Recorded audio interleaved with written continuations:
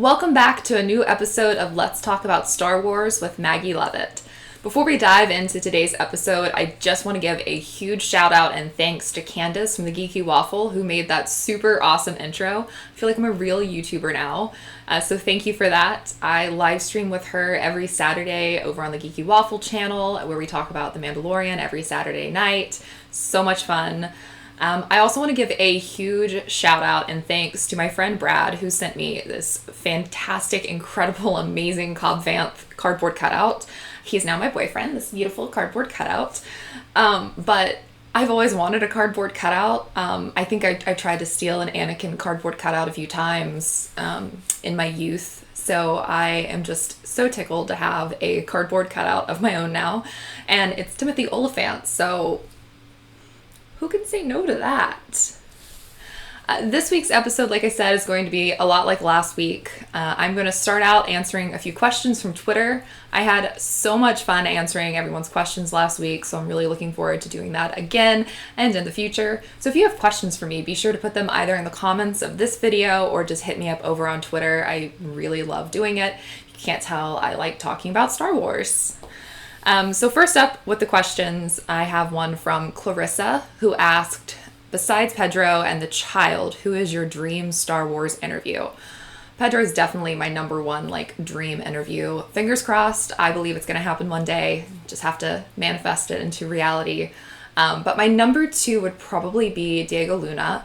I loved all of his interviews during the Rogue One press tour. He just seems like such a fun person to talk to. And also, I just would love to talk about Cassian Andor.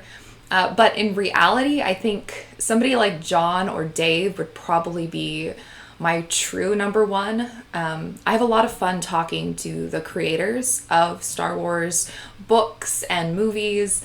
The interview we did over on the Star Wars Friends with Gary Whitta was truly a dream come true because there's something about talking to the people who actually get to create Star Wars, which for me, as somebody who has dreams of writing screenplays and books, I think that talking to the people who create it is a lot more exciting. Obviously it's cool to talk to actors because they bring it to life, but to get the more mechanics behind the choices the writers made and the directors make is really much more interesting to me. And so I think somebody like John or Dave or even Bryce Dallas Howard, those kind of interviews are definitely something that I'm more interested by. So I hope that answered the question. William asked, do you have any kind of end goal in mind for your career in the industry? What would be your white whale? So I don't really have a white whale per se. I fully believe I can do whatever I put my mind to. I talked about this a little bit last week. I've tried to be very positive and try to attract things into my life just by being positive and believing it's going to happen. So I fully believe that anything that I want to do creatively as an actor, as a writer, I believe will happen.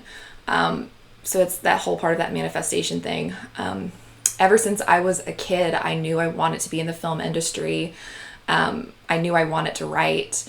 So it's really just focusing on those goals and believing it will happen. But to say my biggest dream, I mean, I've been so blessed thus far to be part of so many things that I love. I mean, just look at my IMDb and you'll see one of the movies that I worked on, which is still surreal. But I guess I would love to write for Star Wars. I mean, that is obviously any Star Wars kid's dream. I would like to write Star Wars. I would like to be in Star Wars. I would like to write Star Wars books. But really, I just want to get my screenplays on screen. And they're not Star Wars screenplays, but I would just like to see some of the things that I've been writing up on screen with some of my favorite actors in it. So I guess that's my goal for my career in the industry. But thank you for asking that, William. That was awesome. Ben asked, let's go weird. Who is the worst kisser in the Skywalker saga? I feel like Luke would be the worst kisser. I don't know. I look at him and I think bad kisser, kissing a fish. Sorry, Luke. But if we're talking about actual worst kisses that we've seen on screen, none of Anakin and Padme's kisses are bad. Obviously, Han and Leia's kisses are incredible. It pains me to admit it, but I think Rey and Ben's kiss in The Rise of Skywalker is probably the worst kiss in Star Wars. Like, it's just bad. And it sucks because I was so excited for the prospect of Rey and Ben kissing one day, and then that happened. So I would say Luke is the worst kisser. Like, sorry, Mark Hamill, if you ever watch this, I don't think you look like a bad kisser. I just think Luke looks like a bad kisser. And then Mike asked, what would your dream director and dream Star Wars film look like? Oh man, I'm getting my dream director this season of The Mandalorian. I'm a huge fan of Robert Rodriguez. I've always said that I wanted to see him direct a Star Wars, so I'm really looking forward to his episode of The Mandalorian. I'd also really love to see Patty Jenkins direct a Star Wars. Having been directed by her, she's incredible. She's so intuitive, and she's so thoughtful, and she's so genuine, and there's like a true give and take between her and everyone on set, and so I think she could really create something really incredible with Star Wars, and she just has such a fantastic creative vision. I'd also really like to see a really dark Star Wars written and directed by Guillermo del Toro, and if he could work Ron Perlman into it, like Hellboy in space, I'd be really into that.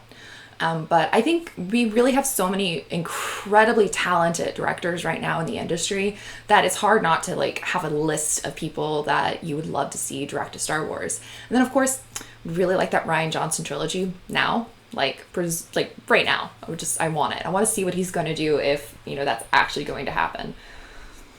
Kamosi asked about my thoughts on the George Lucas articles that came out this week about his plans for the sequel trilogy. So I think this is a really interesting question. I'm actually got my Toshin Star Wars Archives book this week, so I have been able to read a lot of the stuff that has been fueling these articles. I think a lot of them are clickbait articles just because they're pulling little pieces and tidbits from the archives book. I like what George had planned. I think the Darth Maul being the big bad was really interesting. I know that he really liked Darth Maul and the prequel trilogy, so I see why he chose to do that. I think we ended up getting some of that with Clone Wars and fleshing out Maul's character. So I don't think had George been the one behind the sequel trilogy, if we would have gotten the same plan that he had early on, just because in the film industry, these films go through so many processes and so many iterations of them that I think it would have had the essence of it, and it probably wouldn't have actually been what we read about in the archives book. That being said, I still think the sequel trilogy, for all of the good and the bad, it still has a lot of George's essence in it and a lot of what he kind of set into motion with the original trilogy and the prequel trilogy. I am okay with what we got in the sequel trilogy. Like, it's not my favorite, but it's good, and it's Star Wars, and I mean, there's a part of me that will always wonder what George would have done, but it is what it is. I mean, we are where we are. I don't know. I think a lot of people are just trying to create controversy this week with the whole archives book, and that's not my jam. So I really liked it. And that actually segues me into today's discussion. I'm going to be talking about two books that I received advanced reader copies of this week, and here it is.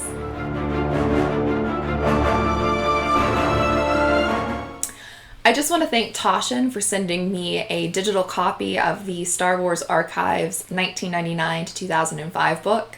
It is such an incredible book, especially as somebody who is a fan of the prequels. It was super cool to see a lot of the early discussions about what was going to happen in the prequels, discussion about, the aliens that we were going to see in the prequels. And I think that there is a lot of vindication in this book. I know that the Star Wars fandom, unsurprisingly, is very divided on people who like the original theatrical releases of the original trilogy and people who like the special editions.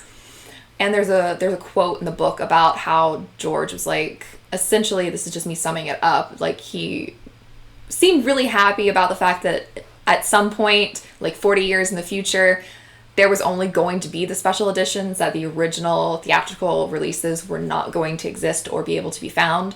And so I think that says a lot about how George seems genuinely happy with what he was able to do in the 90s with the films that were made in the 70s and 80s.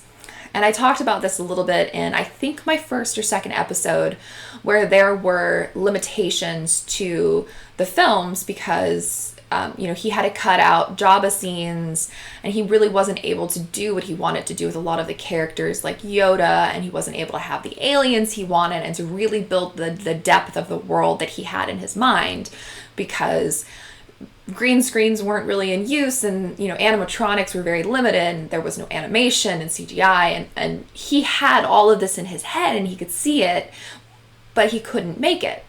And so when you're looking at what came out of the special editions in the 90s and through the Star Wars Archives books and the interviews and the illustrations and all of the planning, you see that he's genuinely happy with what he created.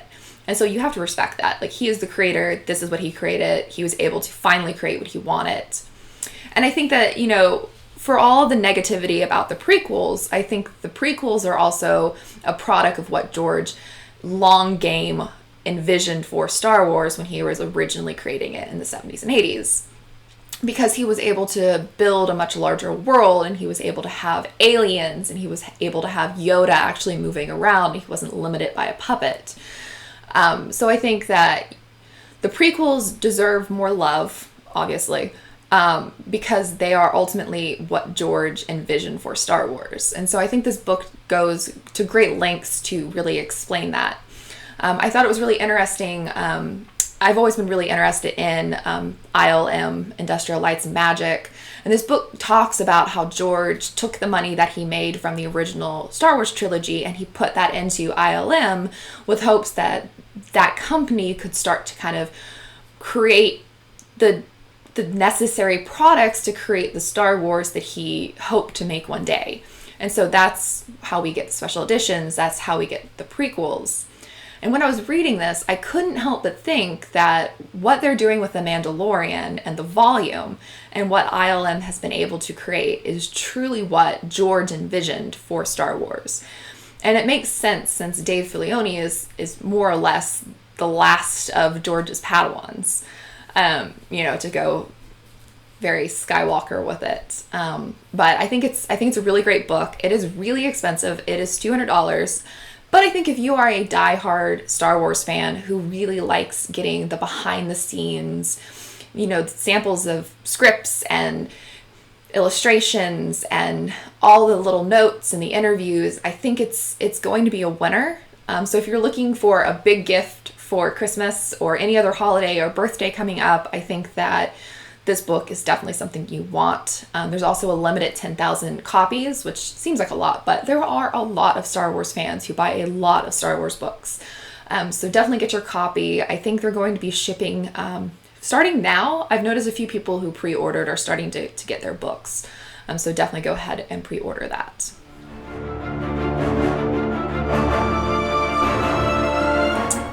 And the second book I'm going to be discussing is The Jedi Mind, Secrets from the Force for Balance and Peace. Huge thank you to Chronicle Books for sending me a digital copy of Amy Ratcliffe's newest contribution to the Star Wars library. I really love this book. I don't know about all of you, but 2020 has been really difficult for a lot of people, especially on the mental health side. Being isolated at home and not being able to move about your life as we once did can definitely take a toll on your mental health. And this book is just very nice in how it discusses mindfulness and bringing balance and peace to your own life. It's a very short book, has very short little lessons in it, and it's fashioned after the Jedi way. So each section has a beautiful illustration by Christina Chung. And just beautiful art. There's a gorgeous Kylo Ren drawing. There's a beautiful Ahsoka and Anakin drawing. It's a truly beautiful book. And each lesson focuses on things like manifestation, stretching, getting in touch with both yourself and the world around you. And it's a nice book. And if you're looking for something that is Star Wars inspired and focused on mindfulness and mental health, I think this is just a great collection to your book. I think it would also make for a really nice stocking stuffer or just an impulse buy. I think most retailers are selling it for $15, so it's not very expensive. It's not a $200 Taschen book. And I think Amy is a real inspiration. I have loved reading her Nerdist articles over the years, even when she was with IGN. She's just a sweetheart.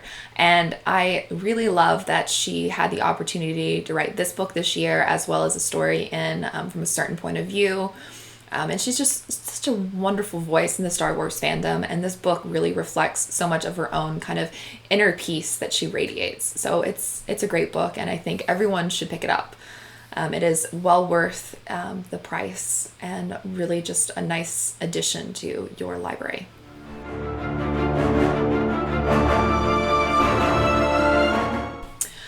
All right, I know I promised that I would not talk about spoilers on this series, but I can't not discuss what happened in this week's episode of The Mandalorian. Bo-Katan. We saw Bo-Katan in live action. My mind has not yet wrapped itself around the reality that one of my favorite characters in the Clone Wars is now in live action, and for that fact, that it's in my favorite live action Star Wars. Katie looked amazing. I loved that they had the actual voice actress portraying the character. I just love that. I mean, this is a character that has been with us for a decade, give or take. And so to see that character brought to life in The Mandalorian in all of her glory, I'm not going to shut up about it. It's going to be something I discuss for the next 8 weeks. The rest of the year. Bo-Katan is all you're going to hear me talk about. I really loved this week's episode. I talked about it a little bit last night on the Geeky Waffle, and then over on the Star Wars Friends show, which I'll link here. I think that what they're doing with the Din, realizing that he's in a cult, for one, call your dad, you're in a cult, to quote My Favorite Murder. I think that it's a really interesting choice that they're doing with Din's character, and how that they are introducing Mandalore, not just to him, who, he believed he understood the Mandalorian way, but introducing it to the general audience. A lot of general audience are completely unaware of the Clone Wars. To a lot of people, it was just a silly kids cartoon, and it's not. It's so good. So I think this is a really great way to introduce new fans to the wider, world of Star Wars. And it's really great how they're using the protagonist as that gateway. So while Din is learning, the audience is learning. And so I think it's really neat. I cannot wait for Bo-Katan merchandise. I can't wait for the entire Night Owl merchandise, because all three of those characters are going to end up on my bookshelf because I just love them. So yes, I will not be quiet about this for a very long time. That being said, speaking of merchandise, I've done it again. I have purchased another child. I'm so sorry, Mom. I know you're watching this. I'm so sorry. So I just got my newest purchase this week. I talked about it last week. It's the remote control child. He showed up earlier this week. Unfortunately, I'm not going to be able to show off how he works. I posted a video on my Twitter, so if you're really curious, I'll retweet it. But here he is. He's a little infrared sensor on the back of his head, and if you wear this tracking fob, if you wear this, it's obviously meant for a child's wrist. If you wear this and turn it on, he will follow you around the room. There's also a setting to play hide and seek, which made me feel like a kid on Christmas morning. As soon as I realized I could do that, I jumped up and I went and I hid, and the child came to me, and it was weird. It was really cool though. He also force chokes you. So while he is loving and cute, he will murder you in your sleep. All I could think of in horror was what would have happened in the 90s if they had given this kind of power to Furbies. We would have fallen. It would have been Terminator. The Furbies would be our president now. So this beautiful little guy is joining his fellow brethren. So I now have 3 and a giant Funko Pop. I have also become the child. If you watch the Geeky Waffle live streams every Saturday, you know that Candace and I do a Baby Yoda report. And so these are purchased for the Baby Yoda reports. I think it was like $2 at Target. So pick it up if you want to creep out people with Baby Yoda ears. Other things from Target that I picked up this week. A child stocking. I wanted one of these last year, looked everywhere for it. As we all know, Disney chose not to manufacture child things to keep the secret, so we're finally getting all of the merchandise we deserved last December. I also picked up these drinking glasses from Target, which I had plans of using for the episode and then forgot to open them. One has the child on it, one has Mando on it. I think they're really cool. I'm a big fan of coffee mugs, and I've been trying to resist the urge to buy the child coffee mugs. So I did fall prey to drinking glasses. I also got my very first Black Series 6-inch. I am super excited about this. It has the original armor that we see him in the first episode. It's really nice. The card back is glorious. Please do not fear. I will not be opening this. I've had so many people, I'm looking at you, Star Wars friends, complain about my desire to open everything I purchase. So I won't be opening this. It will just sit on my shelf and look pretty until I have a breakdown and choose to open it. And then I will not tell any of you. And then the piece de resistance of my purchases is this beautiful, massive, talking Mandalorian toy. So let me turn him on. He has blaster sounds. And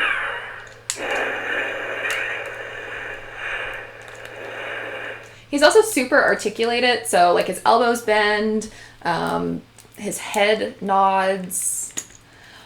And then the best part. I can bring you in warm, or I can bring you in cold. Enough said. So worth the price. It also came with a really cool lithograph. I'm a huge fan of the Disney lithographs, and I've never owned one before. I've only coveted them from afar. So this beauty showed up with it. I love this moment. I love the parallel of it with when Din was rescued as a child. So I'm going to have to find another frame and hang it up. Super nice. It was free. Obviously you had to buy something to get it. But keep your eye out on Shop Disney. These Mando Mondays have been insane. So much good merchandise. I'm trying to control myself, which is very hard.